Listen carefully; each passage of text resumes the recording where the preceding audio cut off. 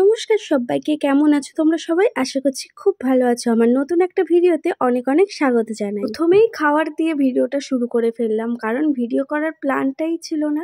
তারপরে ভাবলাম না, একটা ভিডিও করি, আজকের দিনটা তোমাদের সাথে শেয়ার করাই যেতে পারে। আগের দিন করেছিলাম চিলি চিকেন আর পরোটাটা তো শেষ হয়ে গিয়েছিল, আর অল্প একটু চিলি চিকেন ছিল, তাই একটু ভাতও ছিল ফ্রিজে, সেই জন্য কিছু সবজি কেটে ফ্রাইড রাইস বানিয়ে নিলাম। আর এই যে সকালে ওকে চাটা দিয়েছিলাম, সেটার কাপটাই আর কি এখানে রেখে দিচ্ছি।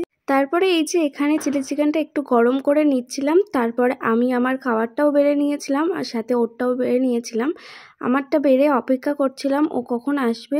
বেশি জোরে খিদে পেয়ে গেলে আমি খেয়ে নিই, কিন্তু তখন চাটা খেয়েছিলাম আর হালকা পাতলা একটু সকালে উঠে লেবু জলটা খাই, পেটটা আমার একদম ভরে যায়, সেই কারণে ভাবছিলাম ও আসলেই তাই খাবো। আশেপাশেই গিয়েছে, সেই জন্য বসে বসে অপেক্ষা করছি আর এখানে একটু ঢং করছি। ক্যামেরা দেখলেই আমি ঢং করি, কিন্তু কি করব বুঝতে পারি না, এদিক ওদিক তাকাতেই থাকি। যাই হোক, এখানে আমি অপেক্ষা করছিলাম। তারপরে কিন্তু আমরা খাওয়া দাওয়ার পরে আমি রেডি হয়ে নিয়েছিলাম বাড়ি যাব বলে, কারণ আজকে তো তোমাদের সাথে বলাই হয়নি কারণটা কি।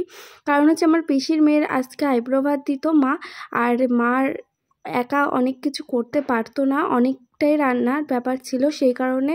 আর আমাকে অনেক দিন আগে থেকেই বলেছিল যে আসার জন্য, তা সেই জন্য আমি সকাল সকাল চলেও গিয়েছিলাম খাওয়া দাওয়া করে। আর এখানে মা সব কিছু গুছিয়ে রেখেছে আর আমি শুধু রান্নাটা করে দিচ্ছি, টুকটাক রান্নাগুলো করে দিচ্ছিলাম। মা কিন্তু সাথে অনেক রান্নাই করেছে। আর এখানে মাছগুলো টুকটাক ভেজে নিচ্ছিলাম, আর এখানটায় বাবাও হেল্প করে দিয়েছে এই ভাতটা করে দিতে। তারপর এখানে সব কিছু কেটে পেস্ট করে রেডি করেই দিয়েছে, শুধু রান্না করার পালা। তারপরে আমি স্নানটা করে নিয়েছিলাম, মানে বাড়ি গিয়ে স্নান করে তারপরে আর কি রান্নাটা করছিলাম। এখানে কিন্তু রুই পোস্তটা করছি, তারপরে মা ওখানে ডুমুর দিয়ে আর গলদা চিংড়ি দিয়ে কি একটা তরকারি করেছে, বেশ ভালো হয়েছিল, কিন্তু এত মেনু একসাথে খাওয়া তো অসম্ভব। তারপর এখানে চিকেনটা আমি করছি, সাথে আলুগুলো এখানে ভেজে নিয়েছি। মেনুতে তো ছিল অনেক কিছু, সেইভাবে এখন আর মনেও নেই, তাই তোমাদের সাথে অল্প একটু শেয়ার করে দেই। সাদা ভাত ছিল, পোলাও ছিল, 5 রকম ভাজা, মাছ ভাজা, ডাল, চিকেন মালাইকারি, তারপরে ছিল রুই পোস্ত, গলদা চিংড়ি দিয়ে ডুমুর দিয়ে একটা তরকারি ছিল, ট্যাংরা মাছের ঝাল ছিল, তারপরে চাটনি, পাঁপড়, 5 রকম মিষ্টি, পায়েস, পিঠে, কোল্ড ড্রিঙ্কস, আর কি কি ছিল আমার সত্যি ভুলে গিয়েছি, কারণ অনেক কিছুই ছিল। আর এখানে দেখো আমি গলদা চিংড়ির যে মালাইকারি সেটা করছি, সাথে ছিল পায়েসটা দেখেই মনে পড়ে গেল। আর এই যে পায়েসটা আমি এখানে করে নিচ্ছি সাইডে, মা কিন্তু পোলাওটা বানিয়ে নিয়েছে। আর চাটনিটা আগের দিন করাই ছিল আর কি, সেটাতেই আর কি একটু মিষ্টি মিষ্টি দিয়ে ভালো করে ফুটিয়ে নিচ্ছি। আর চাটনি করার টাইমও ছিল না, অনেকটা লেট হয়ে যাচ্ছিল, প্রায় খেতে খেতে 3টে বেজে গিয়েছিল।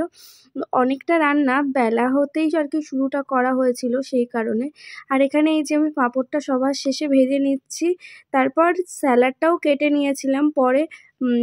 আর তারপরে থালিটা বোন, আমি, মা সবাই মিলে আর কি রেডি করে নিয়েছিলাম।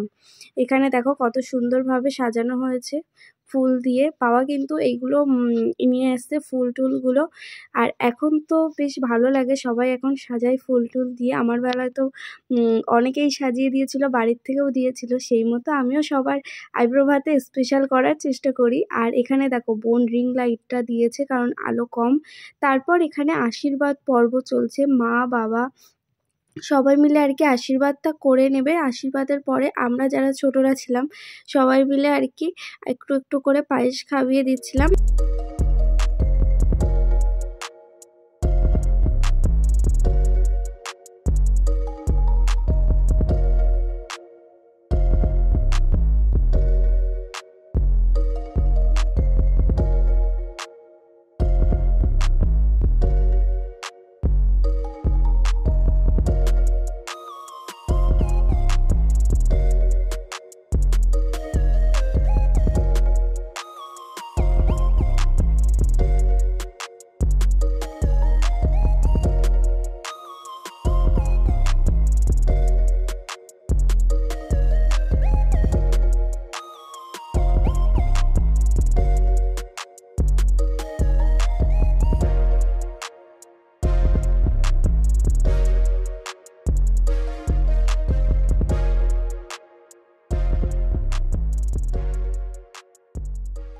প্রভাতের ব্লগটা তো শেয়ার করেই দিলাম, হয়তো বড়োভাবে করতে পারিনি টাইমের জন্য, কিন্তু বিয়ের ভিডিওটা চেষ্টা করছি ভালোভাবে করার, কিন্তু জানি না আদৌ কতটা কি করতে পারবো, টাইমের জন্য আর কি হয় না, আর মনেও থাকে না। তারপরে এই যে আইব্রো ভাতের পর্ব এখানে শেষ হয়ে গিয়েছে।